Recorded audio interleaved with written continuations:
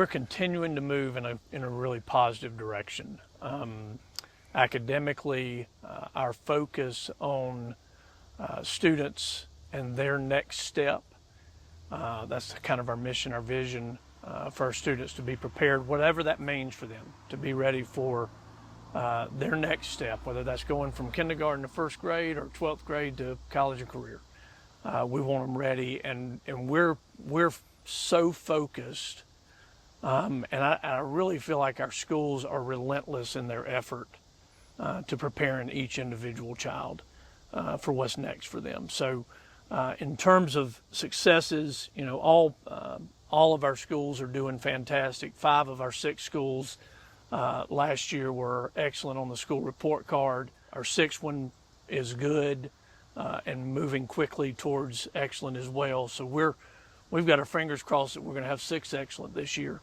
In the state report cards, our graduation rate for the class of 25 will be the highest it's ever been. We've said that 3 years in a row now.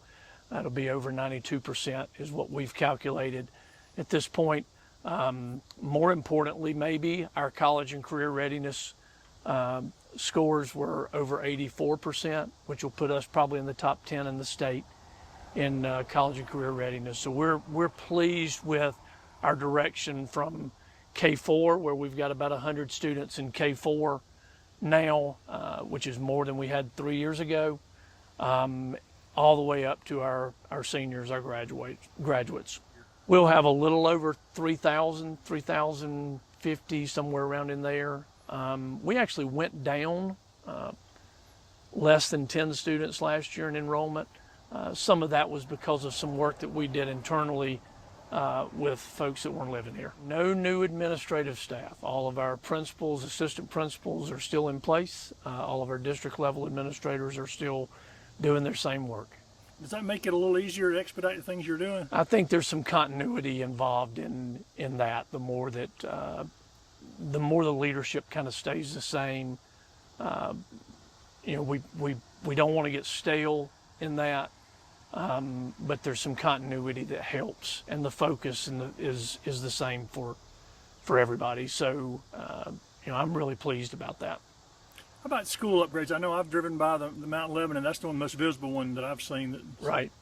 So we've actually got projects at 6 sites this summer. One including the new high school, which will open in 26-27. Yeah, let's back up to that then. Where is the new high school? So the new high school is right off Bosco Bell Road, right behind the current high school. We anticipate being in there, you know, on schedule, 26-27.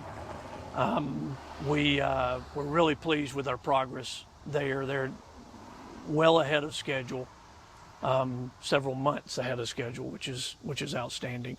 But we're adding classrooms and some additional support space, cafeteria, gym at Mount Lebanon.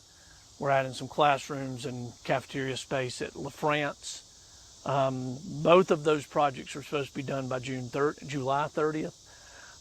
So we are up against a deadline. And school starts when? School starts on August 5th.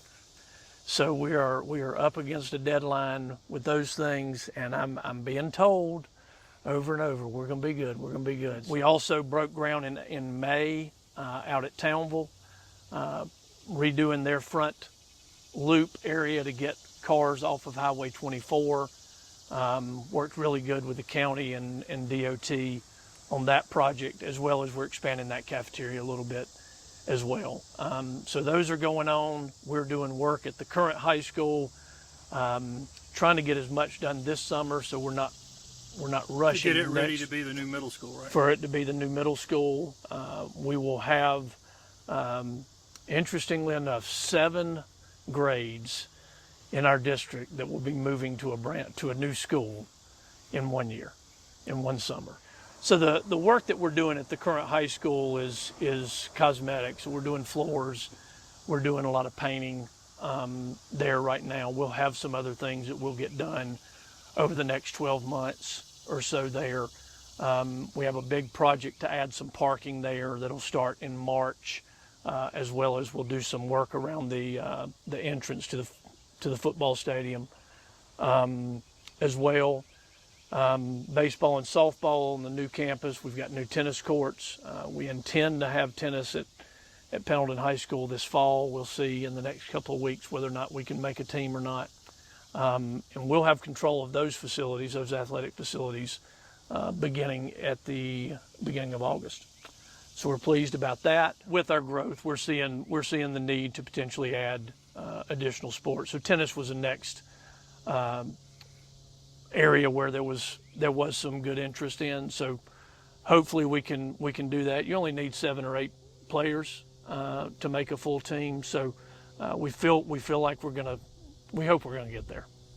And I guess you've got a year now to communicate to parents on all these moves on where people are going to be moving. Yeah. The carpooling and the driving in. And... Yeah, all of that is going to be so good to have our middle and high school right there, kind of on a joint campus.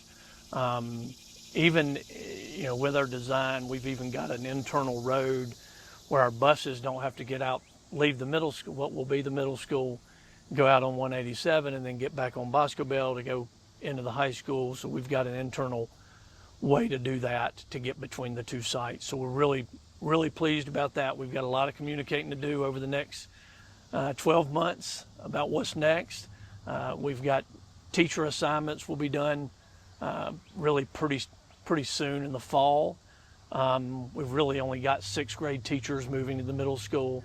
Budget looks great. Our budget went up 6% over 24-25. We got back what we lost in state funding last year.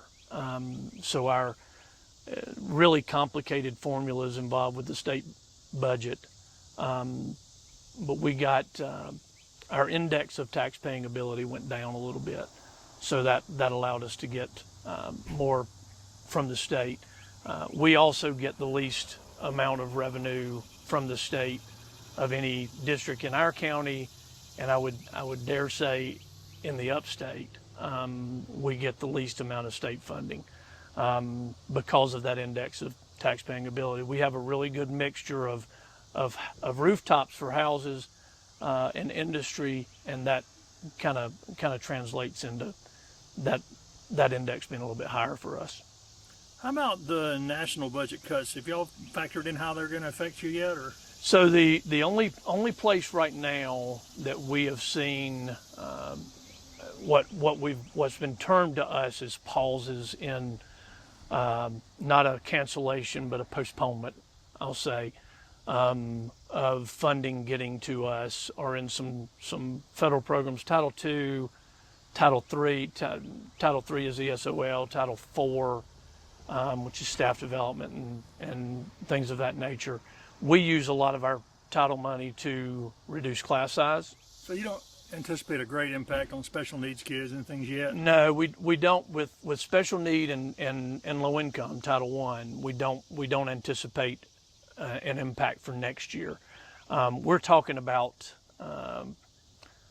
this impact is a couple of $100,000 for us, which is an impact that we would have to figure out a way to pay for some things that we've committed to, especially like we've got a couple of teachers that are paid out of Title II, for instance. We would have to figure out a way to get that in our general fund if that inevitably is cut. Remind me again what Title II covers. Title II covers professional development, class size reduction. There's probably 20 things that it can cover. We've hit on the class size reduction. We do a lot of class size reduction in Title I and Title II. We're still a district. All of our students eat free breakfast and lunch. We don't see an impact on that right now. And hoping that we're able to go on and apply pretty soon to continue that after this coming year. We have better participation, and we know when students are fed that they're going to be able to be more alert. They're not those fears about where's my next meal coming from. A lot of our kids, 60% of our students are students in poverty, and so yeah, we like the fact that we're able to do that, and our participation has shown that when given that opportunity, students are going to eat. You've talked about some facilities things. Anything else you and the board have identified as objectives y'all want to accomplish this coming year? So our next big thing, other than the facilities and continuing on this upward trajectory academically with our student achievement, is going to be what to do with Riverside Middle School. I will meet tomorrow with Tri-County Tech and the town. We've are going to try to do something jointly to discuss several different things in town here. But Riverside is part of that conversation. We will meet in the coming weeks. Our school board chair, Ms. Paulette Great, and our vice chair, Dr. Charles Privet, will meet with town manager, mayor, and council members to discuss several different things, partnerships with the town. Riverside's a big part of that. We want to make sure that we continue to honor the tradition and legacy of that facility. And it's the school district. So, whatever's done, the school district's going to have to be, and our school board and our community is going to have to be well aware of, and we want to make sure that we continue to honor the legacy of that facility. So it will be used for something for the community, but it's not sure yet. We're just not sure yet. We've got lots of ideas, and we've kind of intentionally not jumped in to a whole lot yet. But we believe we'll do the study with Tri-County and the town that we will have done will involve community folks here in town and the area to see what a best next use is going to be for the facility. And I don't want to guess at what that is right now. I saw you talk to the mayor a couple of weeks ago, and they've got challenges here. Tri-County has challenges. We have challenges around a lot of different things. But if we can partner together, maybe it'll be something we can do collectively. The county is proposing a referendum in November. How does the roads affect your bus transportation and those kind of things? All of our infrastructure affects us, and that goes from internet to water and sewage and everything. So the internet's really improved up here, right? It really has. Yeah. No, it has. The county's leadership with was it Upcountry and Blue Ridge has made a tremendous difference for access, and that doesn't mean everybody's taking advantage of it, but the access was an issue as we went through the pandemic, and we knew that. But the roads are really important to us. Being able to have safe roads for our students, and we're working on with DOT to put a sidewalk access from Bosco Bell down to the current high school, which will be the middle school, because we've got students that are walking on the shoulder, and we want students to be able to walk to school, but we want them to be able to do it safely. So those things are really important to be able to do for our students. They can walk to town. Here at Pendleton Elementary, they can walk easily down there, but it's a little bit harder everywhere else for all of our other schools. Anything we can do to keep our buses maintained is going to be helpful for us, because we go down a lot of county roads, we go down a lot of state roads that are in need of improvement. I mean, even little bridges, that get wore out. Well, there's a third you can't use anyway. Yeah, exactly. So, yeah, anything we can do with roads, I think is going to be important. And I haven't seen all the stuff that they're going to do as part of that if it's passed. But I'm excited to be able to do that. I voted for it yes last year. So, teacher retention's been a big topic over the last few years, and we have, because of teacher shortage, and we've done a really, really good job. Our schools, our HR department, our school board with salary and benefits have done a really good job of retaining our teachers. We're over 90% retention rate for the last 2 years. And that's a big deal, and that goes to that consistency in our schools. The more our teachers are with a principal in a building with a group of students, the continuity and consistency of that is gonna breed even more success. So we're really pleased with that. We're not having too difficult a time finding teachers.